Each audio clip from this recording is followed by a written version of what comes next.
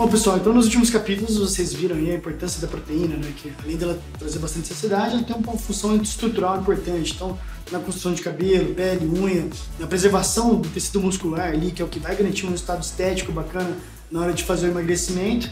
E daí surge aquela dúvida, né, Ju? Que a gente sempre pensa, proteína, é tudo a mesma coisa? Quando a gente pensa em proteínas, a gente tem as proteínas de origem animal e vegetal. Qual é a maior diferença entre elas? A primeira é a concentração, porque como a gente já falou do peito de frango, por exemplo, em 100 gramas a gente tem ali até 30% de concentração. Nas proteínas de origem vegetal a gente tem bem menos, a gente tem 6, 7%, a depender de quais sejam as fontes.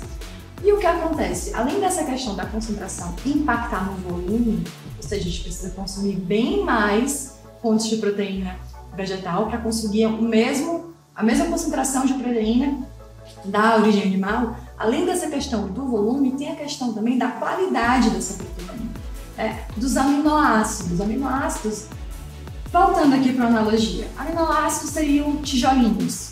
Pensem que todo o tecido do nosso corpo é como se fosse uma parede de tijolos. Os nossos músculos, a nossa pele, enfim, os tecidos são paredes de tijolos. E que para construir essas paredes a gente precisa de argamassa e de tijolinhos. A argamassa seria o carboidrato, a gente já falou deles aqui. Mas voltando para os tijolinhos, de onde a gente tira eles? De onde que saem esses aminoácidos?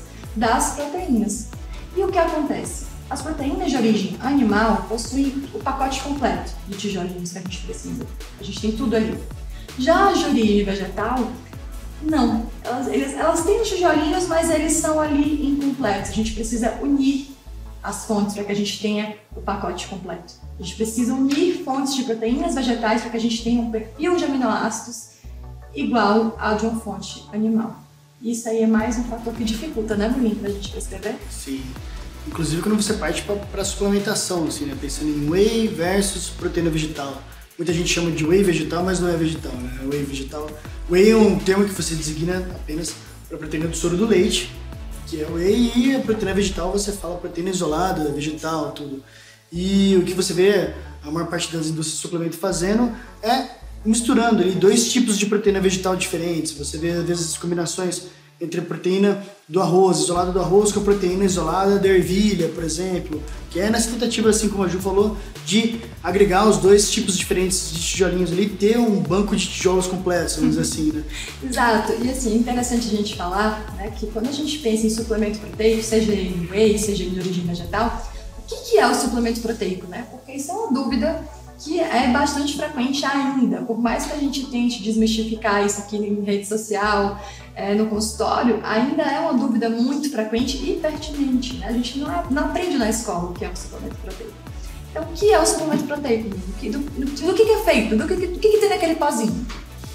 Bom, vamos começar então falando sobre o whey, né? Whey, que é um derivado do leite, antes de mais nada. Se você pegar fórmulas infantis, daquela que você dá às vezes para recém-nascido, sei que eu posso falar marca? Eu não vou sugerir marcas, mas aquelas que todo mundo já tomou, que tem um sobrinho, um irmãozinho, já tomou a famosa fórmula nutricional para criancinha. Se você ler ali a lista de ingredientes, você vai ver que um dos primeiros ingredientes, ou que contém em maior quantidade ali na fórmula, é a proteína do soro do leite, que nada mais é que um termo diferente que você designa na indústria para o whey protein. Você tem whey protein, a proteína do soro do leite é a mesma coisa ali no final da história. Só que, quando você começa a associar esse whey protein dentro do potão grandão, ali com a bola de fogo no rótulo, e começa a associar isso àqueles atletas super musculosos, as pessoas criam uma ideia diferente, uma ideia errada, que foi culpa da própria indústria, que no início começou a fazer esse tipo de associação. É o mesmo produto, é a mesma matéria-prima usada nos dois casos, só que não necessariamente porque você está tomando whey, se você está usando essa proteína de origem láctea, no final das contas, que é um laticínio, você vai ficar forte ou musculoso do dia para noite. Não, você volta em todo aquele benefício que a gente já falou até agora do consumo de proteínas, que pode ser tanto de um whey, quanto de um filé de frango, quanto de ovos, quanto qualquer tipo de alimento que seja fonte de proteína, só que no formato do whey ele é mais prático e às vezes até mais gostoso, dependendo da forma como ele foi saborizado, né? É um recurso dietético e eu gosto bastante dele, não só pela questão da praticidade, mas também, falo por mim, mulher, eu não tenho muito apetite para consumir a quantidade proteica que eu deveria consumir só com comida. Então o whey ele me é útil não só pela questão da praticidade, mas também pela questão do volume mesmo. Para mim é mais confortável muitas vezes consumir ali o shake, ou colocar no iogurte, enfim, tem várias formas, a gente pode falar um pouco disso depois, de consumir o suplemento proteico. Para mim fica bem mais confortável do que às vezes fazer uma refeição muito grande, né? E o Molin falou da proteína derivada do soro do leite, que é o whey, né? Eu sempre brinco que é como se a gente colocasse o leite numa centrífuga. A gente coloca o leite numa centrífuga e separa por um lado a parte proteica, a parte de gorduras e a parte de carboidrato. A gente tem ali todo o benefício da proteína sem o acréscimo dos demais macronutrientes. Quando ele é concentrado, tem até um resquício ali, mas nada que vá ser muito importante, né? O concentrado, eu digo que esse resquício é o agregador de sabor, que é o mais gostoso. E no caso da proteína vegetal, do suplemento proteico vegetal, né? Que é o whey vegetal, que não é whey, como é que ele é feito? Acho que então um ponto importante é essa das concentrações de whey, né? Você tem wheys tem 80% de concentração, que é o tal do concentrado. Você tem o whey isolado, que ele tem 90% de proteína. Isso diz muito respeito à matéria-prima ali que foi utilizada para fazer esse whey, que é o produto final ali no final das contas. Você tem a matéria-prima whey, mas você tem também saborizantes, você tem adoçantes, etc. Né? E se tratando da matéria-prima, você tem umas que são mais puras, né, que tem 90% de proteína, mas ainda tem 10% ali de alguns outros produtos ali, que é o carboidrato, por exemplo, uma quantidade bem baixa. E você tem o concentrado, que teria 80% de proteína. E caindo nas proteínas de origem vegetal ali, de alimentos de origem vegetal, você tem principalmente a do arroz, você tem a proteína da soja, você tem a proteína isolada também da ervilha. E quando a gente fala proteína isolada, é o mesmo processo que a Ju falou, de colocar numa centrífuga ali, e você separa o carboidrato, separa a gordura e fica só com a proteína. Então você tem só a proteína, toda a proteína isolada em pó ali, da ervilha, do arroz ou da soja, que você pode combinar essas proteínas entre elas para ter uma proteína de alto valor biológico, uma proteína que seja comparada e que seja no mesmo nível ali de disponibilidade até no final das contas que um whey protein. Então ela vai ser equivalente a um whey protein porque ela foi combinada para chegar no pool de aminoácidos adequado, que nem a Ju tinha explicado na associação do muro, dos tijolos. Vai ter todos os tijolinhos. Outra coisa importante da gente lembrar é que isso da concentração, por que a gente tem frisado tanto? Né? Porque há um mito muito importante de que não pode misturar o whey com leite, por exemplo. Gastou tanto para separar, para que vai unir de novo? Não faz sentido.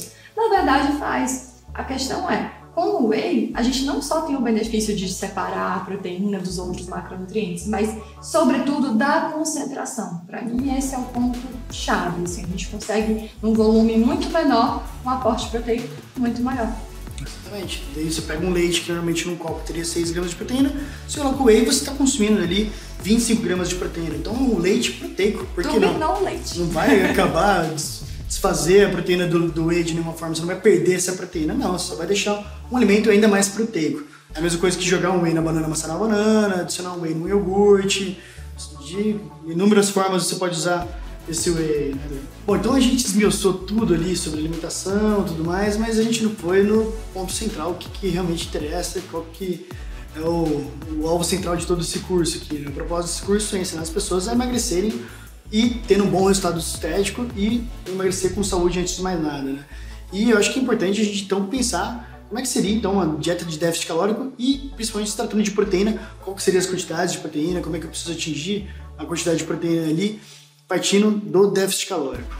O mais importante é saber a quem essa dieta se destina. Vamos pensar numa pessoa fictícia, uma pessoa com 60 quilos, vamos colocar aí 2 gramas de proteína, 1,8? Sim. 100 gramas de proteína por dia. Vamos distribuir aí ao longo do dia pensando numa pessoa de 60 quilos, como é que a gente faria? Bom, então vou pensar no café da manhã. O que eu gosto de fazer, Ju, na verdade é o seguinte, é pegar, às vezes, colocar facilitar ali, dou até no máximo uns 30 gramas de proteína entre almoço e jantar, que são as refeições principais, que é onde mais facilmente você vai alcançar essa quantidade de proteína, e o restante vai dar um torno de uns 100 gramas de proteína, então 30 aqui, 30 lá, 20 no lanche da tarde e 20 gramas de proteína no café da manhã. Vamos pensar então em cafés da manhã com 20 gramas de proteína, Ju. O que seria aqui? Como é que você faria isso? Seria o quê? 2 ovos inteiros, mais 3 claras. É isso seria uma forma. Muita coisa. E cada pedacinho de pão, ainda pensando nas calorias. Depois a gente entra nas calorias. Caloria sim, vamos pensando em proteína, é muita coisa. É muito é volumoso, né? Não, vamos trocar essa clara, sei lá, por um peito de frango desfiado. Ainda assim é muita coisa, mas tá. É muita coisa. Seria muito volumoso pra você? Pra mim é praticamente inviável. Eu tenho outro recurso aí, mas tá. O que mais? Aí vai pro lanche. Lanche da manhã ou lanche da tarde? Da manhã? Não, de manhã não, porque com essa quantidade de ovos de manhã eu não vou querer lanchar de manhã não, vamos pro almoço. Sim, exato. Lanche da manhã, às vezes pode colocar uma fruta ali pra dar menos fome pro almoço. Mas chegando no almoço, o almoço eu acho que é fácil, né? Clássico. Um filezinho de frango ali médio, grelhado, ou uma carne. Mas e se eu não comer carne, como é que faz? Bom, aí a gente tem que usar as leguminosas. Primeiro, se tiver a possibilidade de consumir ovos e laticínios, se for uma vegetariana ou volátil, você poderia colocar os ovos de ovo, fazer receitinhas com base de ovo, você poderia, de repente, colocar um cottage na alimentação. Mas se eu for gladiadora, como é que eu faço? Sem ovos, sem laticínios? Sem ovos, sem laticínios. Aí eu acho que dos elementos de origem vegetal, que mais poderia ali oferecer uma quantidade legal de proteína para você seriam os elementos que são as leguminosas ali, né? As leguminosas que vão ter em torno de 6, 7% mais ou menos de proteína. Então vamos fazer uma combinação para poder associar, inclusive, os aminoácidos, ter uma boa proteína no final da história. Vamos pensar numa associação aí de, por exemplo, com lentilha e grão de bico. Então, daria mais ou menos, para a gente alcançar os 30 gramas de proteína que eu falei, seriam, então, com 7%, vai ser mais ou menos 400 gramas de um... Não, 400 gramas dos dois total, 200 gramas de um com 200 gramas de outro, para poder dar 400 gramas de leguminosas. Já fez um prato de 400 gramas de leguminosas antes? Eu tô aqui viajando, tô pensando em fazer, sei lá, um hamburguinho, almôndega, porque é difícil, é puxado. Exato. E lanche à tarde, como a gente faria? Iogurte? Aí um iogurte mais proteico? Não. Pode ser um iogurte também adicionado de proteína. Mas aí...